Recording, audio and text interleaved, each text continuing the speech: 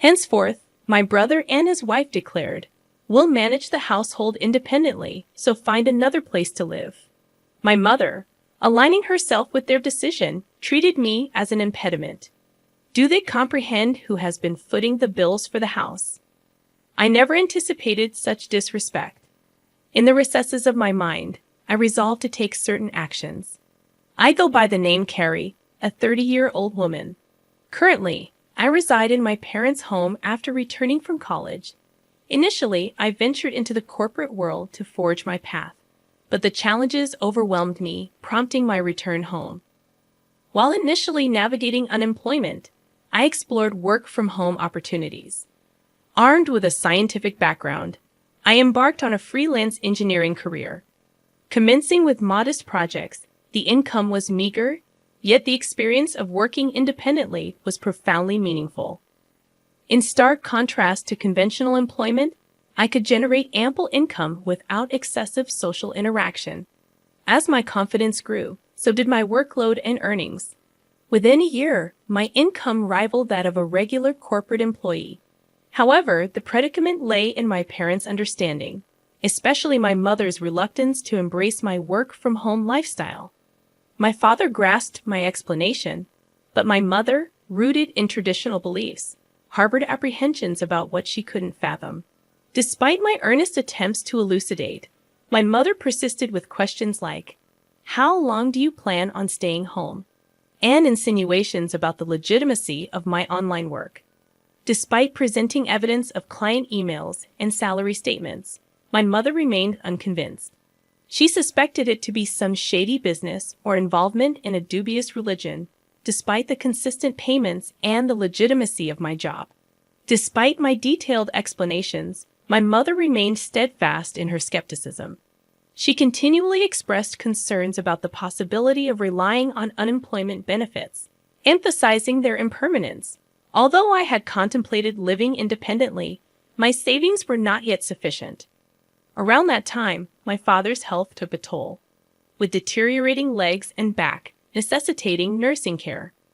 Facing an early retirement and sudden income loss, my father assured me that his pension would suffice. However, acknowledging my mother's spending habits, I questioned his ability to manage.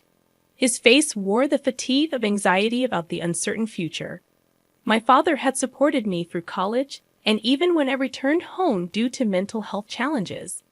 The idea of leaving him alone and continuing to live independently troubled me.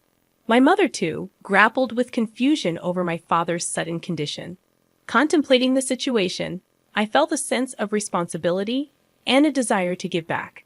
Reassuring my father, I pledged to support the family from that point onward. He expressed surprise, doubting my income's adequacy, but I confidently showed him my stable financial situation.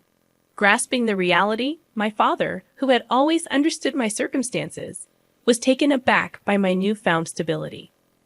Encouraged by his understanding, I offered to help with household expenses, medical bills, and other financial obligations.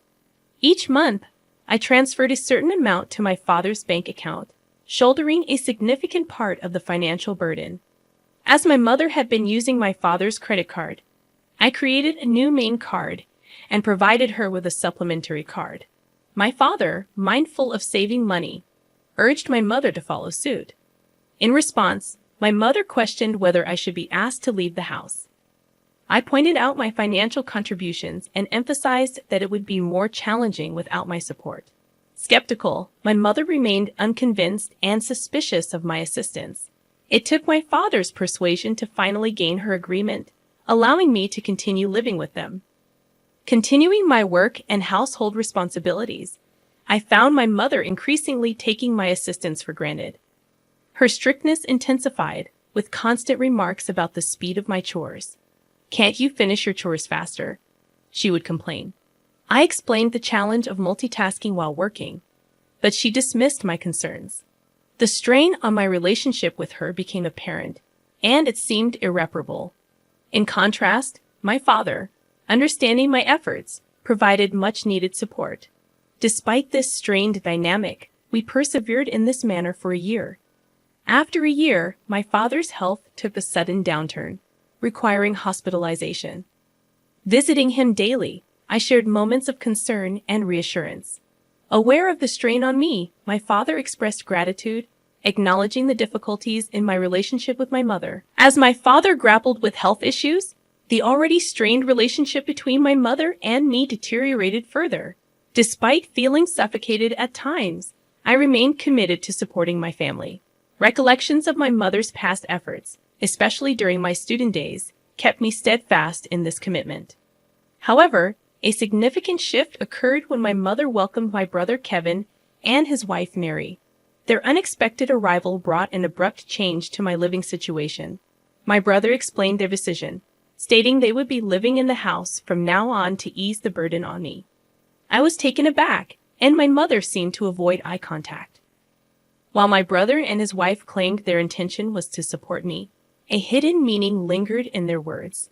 My mother, expressing gratitude, subtly hinted at my need to contribute more to the household. Despite the surprise, I learned that my brother, a graduate of a prestigious college, had joined a reputable company. The unexpected turn of events left me questioning the true motives behind my brother and his wife's presence in our home. Certainly, he must have been earning a substantial salary, but I too was diligently pursuing my own endeavors. I wondered if they could manage without my contributions. Transitioning into a new life at home with my brother and his wife proved to be more demanding than anticipated. "Wake up, Perry, make breakfast," my brother's wife hollered, banging on my door. Fully awake and already engrossed in my work as a morning person, I explained that I was already up and working. Despite my work commitments, they insisted that I prepare breakfast. "Get on with it and get breakfast ready," she demanded. I reluctantly forced myself to assist, considering our family's usual morning freedom.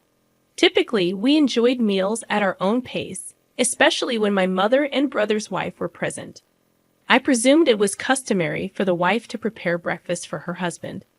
However, my sister-in-law insisted on cooperation, and I reluctantly joined them in the kitchen. Despite my efforts, their dissatisfaction was evident. "Is this what you prepared for breakfast?" "This isn't enough," they complained. I had meticulously crafted a breakfast plate featuring soft scrambled eggs, a refreshing lettuce salad, fresh buttered toast, and a succulent sausage, thinking it would be well received.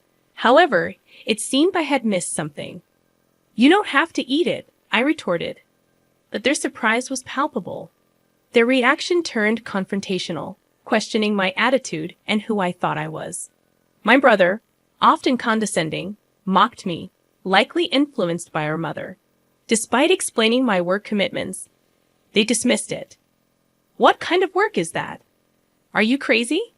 they exclaimed. Frustrated by their lack of understanding and the impact on my work, I packed my laptop, ignored their protests, and left the house. As I departed, my brother's voice echoed in the background, demanding to know where I was going. Ignoring the question, I proceeded to my father's hospital room. As I hurried into my father's hospital room, his surprised gaze met mine. "Carrie, what's wrong?" "You seem flustered," he observed. I recounted the recent incident, and my father, wearing a surprised expression, responded, "I didn't know they were. I'm sorry, Carrie. Don't worry about it. You can choose your own way of life." Feeling lost, I expressed concern that my mother might feel more comfortable if my brother Kevin were at home. However, my father reassured me, "You don't need to be in a place where you don't feel comfortable. All I want is for you to live happily. Live your life the way you want to live." Encouraged by my father's words, I decided to leave home. Upon returning that evening, I encountered a tense scene resembling a movie. The serious faces of my mother, brother, and sister-in-law greeted me. My brother accused me of not being at work, forcing him to take the day off. I inwardly questioned the responsibility of easily taking time off work. Their voices escalated, culminating in my brother demanding, "Get out of here. From now on, the three of us will live together. If you don't want to stay, please leave. We don't need an overbearing presence like you to support us." It was a shocking statement, and I replied in surprise, "Why?" Ignoring my protests, my brother and his wife insisted on my departure, declaring that I was no longer needed in the absence of our father. My mother, aligning with their sentiments, regarded me as a hindrance. The frustration intensified as they dismissed my involvement in the family's finances and prioritized their own concerns. Enraged by their insensitivity, I devised a plan.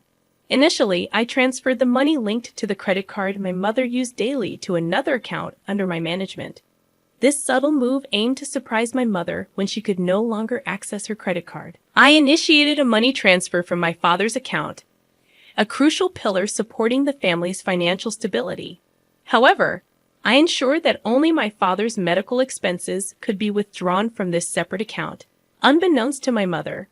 Consequently, a significant financial burden now rested on my brother and his wife. Though unaware of the intricate details of my brother's income, I was certain that he would feel the weight more than ever. After completing the necessary formalities, I gathered my belongings and declared my departure, saying, "I'm leaving this place." To my surprise, my mother, brother, and sister-in-law, who had been relentlessly harassing me, looked taken aback. Their astonishment revealed that they hadn't anticipated my decisive action, although, from the expressions on their faces, it seemed they were secretly enjoying the moment. As I announced my departure, they belittled me, expressing their relief. "You're finally leaving. We've never dealt with such a troublesome person. You're not coming back, are you?" In response, I asserted, "Of course not. Don't contact me." They smiled as I left the house, but I couldn't help but wonder what they would think after I had left. Embarking on a new life in a tranquil environment, I found solace and the freedom to enjoy my own time. Refreshed and focused, I immersed myself in my work.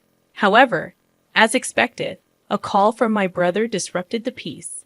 "I told you not to contact me. What's wrong?" I questioned. His voice conveyed surprise and urgency as he inquired about my involvement in the family's financial transactions. Confirming my role, I reminded him that I had mentioned my work several times, but neither he nor our mother had believed me. Expressing confusion, he admitted, "Well, Mom said a lot of things, and I was a little confused." Acknowledging that it wasn't my fault, he revealed a financial predicament. With my absence, they struggled to manage expenses, and my mother's spending had exacerbated the situation. Though sympathetic, I asserted, "I was able to support you in many ways because I was at home. I'm not there anymore, so you have to handle it, Carrie." I found myself in an unexpected situation when my brother contacted me, urgently requesting assistance in transferring money to his bank account. Perplexed, I asked if he was joking, given that he worked for a sizable company. However, to my surprise, my brother confessed that he had been fired from his job due to a significant mistake. His revelation left me speechless, and I realized that he might have returned to our parents' house assuming there was enough money available. Perhaps he relied on the notion of a stable pension following our father's retirement. Wanting to enlighten my brother about my financial contributions to the household, I found amusement in the thought of his astonishment upon learning the truth. His wife and my mother joined the plea for financial aid, claiming they were on the verge of running out of savings. My mother even revealed that my father refused to contribute to household finances any longer. In response, I firmly declared that I had supported them enough, urging them to work hard and support themselves. I severed communication, emphasizing my decision to distance myself from their financial struggles. My father, recognizing the strain in his relationship with my mother, consulted a lawyer and opted for a quieter life in a different place. While I continued to visit my father daily, a friend shared my brother's recent struggles. He had moved into a modest apartment, leading a frugal life. My mother, once a homemaker, faced challenges in her sudden job, while my brother found it difficult to adapt to the opinions of younger colleagues. Despite his wife's efforts, she succumbed to the pressure and departed, leaving my brother and mother to navigate their challenges together. Concerns lingered for my mother, who maintained her habit of overspending, accumulating debts. However, I recognized my limitations in offering assistance. Focused on my own endeavors, I worked diligently in a comfortable living space, gradually accruing more resources. Contemplating new ventures, I aim to spend quality time with my cheerful father, appreciating every moment with him.